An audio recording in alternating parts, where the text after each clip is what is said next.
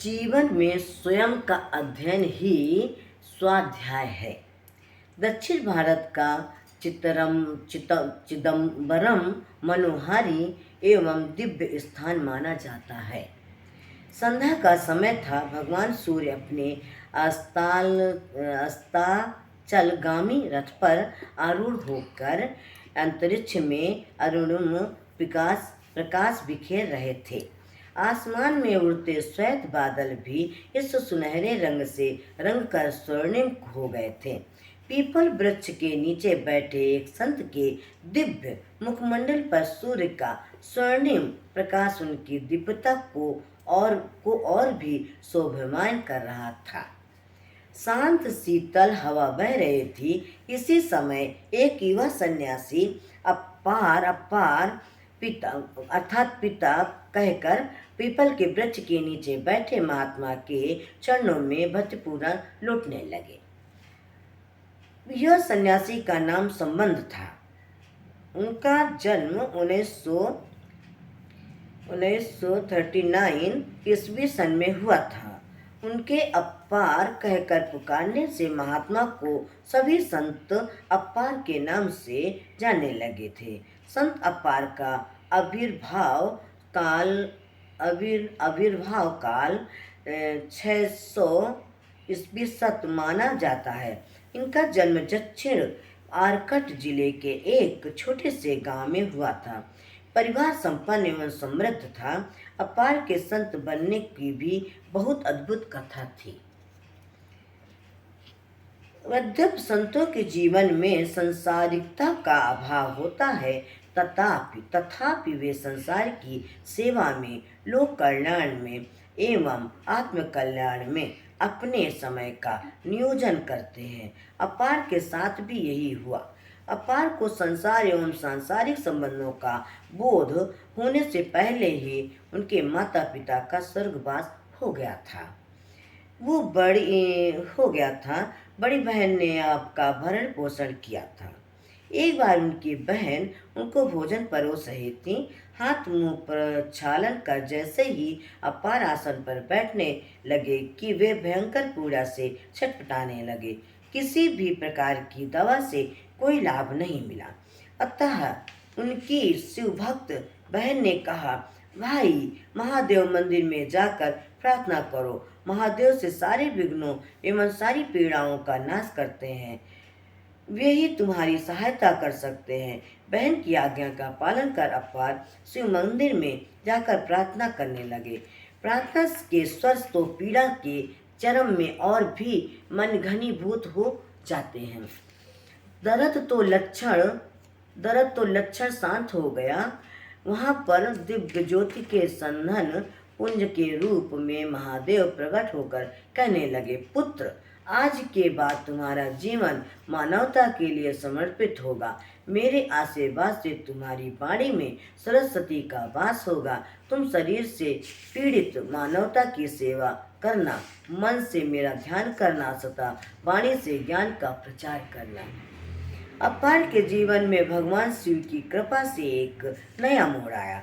वे अपने प्रभु का आदेश पालन करने हेतु अपनी एकमात्र बहन से विदा लेकर भ्रमण को निकले।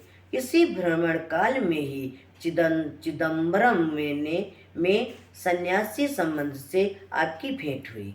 किसी दिव्य प्रेरणा के वशीभूत होकर युवा सन्यासी संबंध में आपको अपार कहकर पुकारा और तब से आपका नाम अपार ही पड़ गया।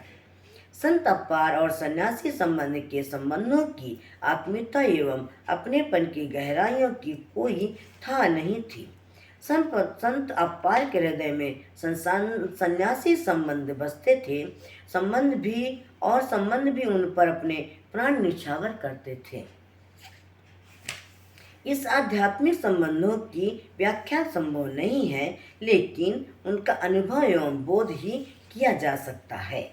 एक बार सन्यासी संबंध से एक जिज्ञासु से पूछा, हे महात्मन, मैंने अनेक विषयों का गंभीर अध्ययन किया, लेकिन गूढ़ ग्रंथों का अनुशीलन किया और मुझे तमाम शास्त्र एवं ग्रंथ महानुमुह जवानी याद है।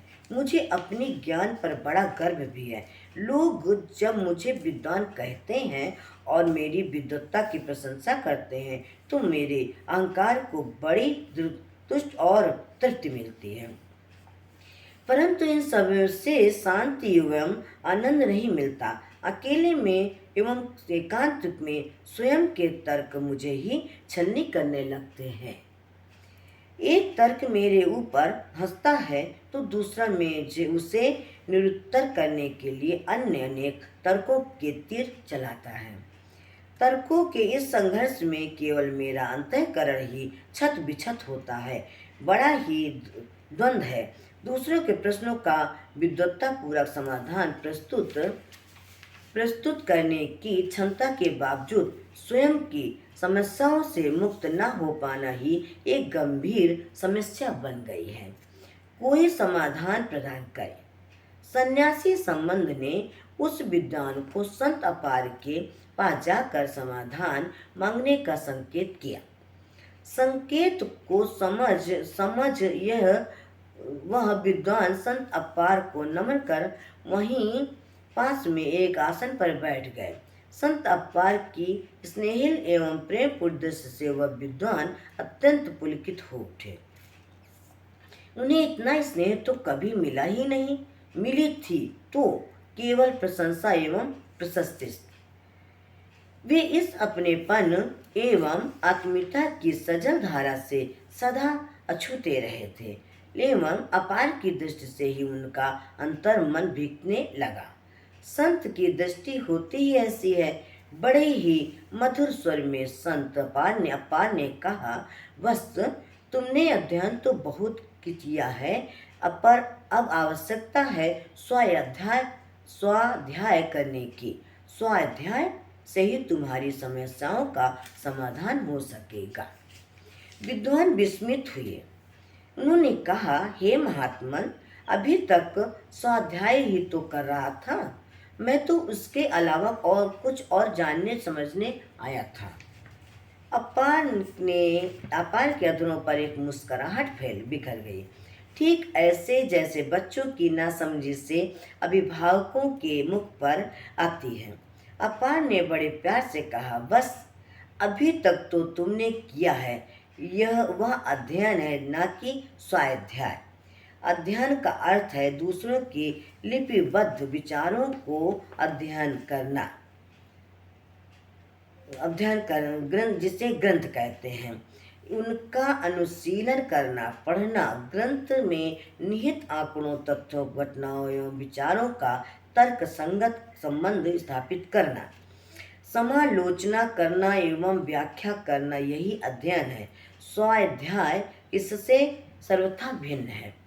विद्वान ने जिज्ञासा पूर्वक पूछा, फिर स्वाध्याय क्या है? स्वाध्याय किसे कहते हैं? सन्यासी संबंध भी वहीं आकर एक आसन पर विराजमान हो गए थे। संत अपार का मनमोहक स्वर उभरा और उसने शब्दों का आकार के लिया। वह बोले, स्वाध्याय जीवन के सिद्धांतों का मनन एवं चिंतन करना है। जीवन का आधार क्या है? ये कैसे क्रियाशील गतिशील है एवं कैसे निष्काम किए सोपानों को पार करता चला जाता है। वे सभी जीवन के सिद्धांतों में सम्मिलित हैं।